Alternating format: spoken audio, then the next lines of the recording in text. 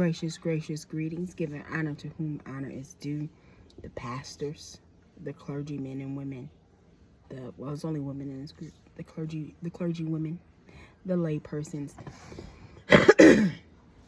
One of the things that I've been thinking about when it comes to I've been thinking about what kind of video to post or what kind of video to share with this group for a while. But one of the things that I wrote a blog on, and I'll post the link to the blog up under this video whenever it posts, and hopefully the blog is published by that time because I've been sitting on this for a while. But the concept of grace. So it's a big concept, and we live in a time where grace isn't given. We expect people to be perfect. We expect people to get things right the first time.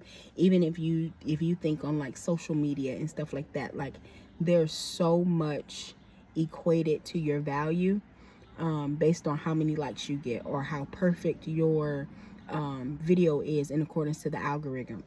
The algorithm, or just perfection has become the standard, and we've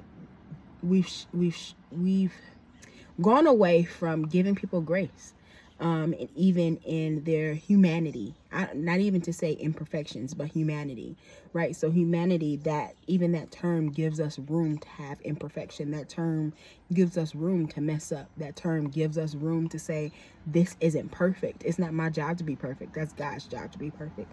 We strive toward perfection for sure, but that's not our job. And then even giving grace in conversations and interactions with people. One of the things that I said when I was speaking to my leadership coach a couple weeks ago is that when you have an encounter with someone, you inevitably have an encounter with every single situation that makes them who they are. So a lot of times people's innate responses to things are trauma triggered, or sometimes people's innate responses to things are based on how other people have said or how other people have treated them. And those situations, those times make them who they are, or those situations or those times make them respond in the way that they respond.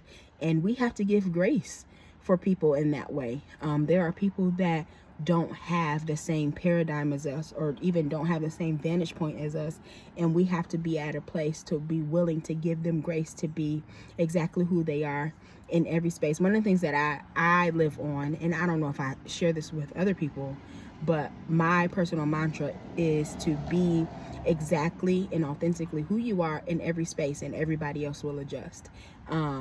And that goes for me as well. So if I'm having a conversation or an interaction with somebody, and my immediate thought is, I don't like how they're responding to what I'm presenting, even aside from that, there are some other things that could be going on. Am I presenting in a way that's palatable to them? Not even to mention that, but to say, I don't like how they're responding to that, but am I giving grace for who they are in that moment? Am I saying something that's triggering a trauma response? Am I saying something that's triggering, whatever kind of response? And then even in giving grace, again, giving grace in how we interact with people, and then giving grace for imperfections. I've had so many conversations with people, and I can just see the level of anxiety on their face when they're asked to do something that's outside of their comfort zone. Their immediate thing is, I'm not an expert in this, or I'm gonna mess up, or there's room for me to be bad at this. And Leah has some portraits. She doesn't use the word portrait. She uses I don't know. She has some things for sale, but one of the things that she said is be brave enough to be bad at something new.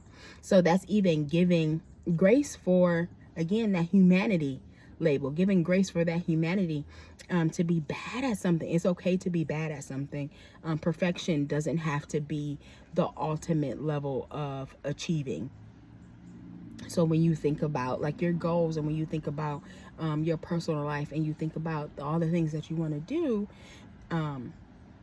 my hope is that you aren't comparing those goals, and that you aren't comparing those to-dos to perfection. Compare them to the Bible. Allow that to be your standard.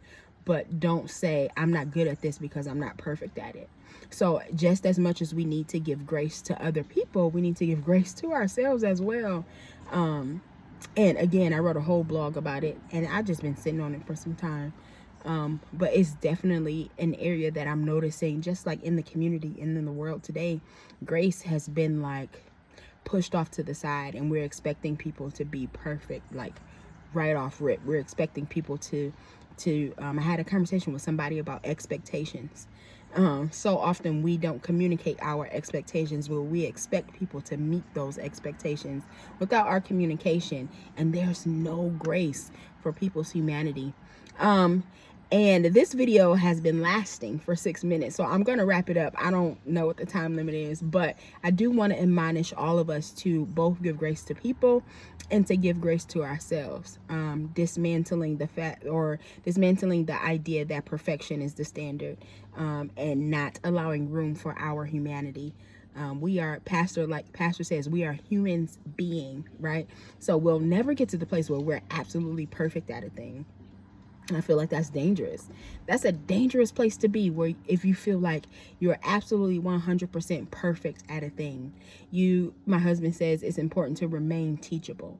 So even, and a lot of us know we're working in fields where we deal with computers or systems and things like that. There's always a system update. There's always something new to learn about a system. So we should never be at a place where we personally feel like we have arrived. We personally feel like, yep, we got it 100%. We should remain teachable. We should always be willing and ready to learn something new. And then if we give that to ourselves, we can easily give that to other people. When we have those interactions with people where it's like, oh, I feel like they should know this, or oh, I feel like they shouldn't be responding this way, or oh, I feel like this is a negative person or a negative interaction, give that person grace. You're having an interaction with everything that comprises who they are. You're having an interaction with childhood trauma. You're having an interaction with bullies, people, being bullied at school. You're having an interaction with somebody who had a bad boss before. So give grace for those different interactions when you're dealing with people.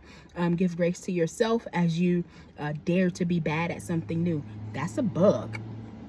Give grace for those things. And be okay with perfection not being the standard.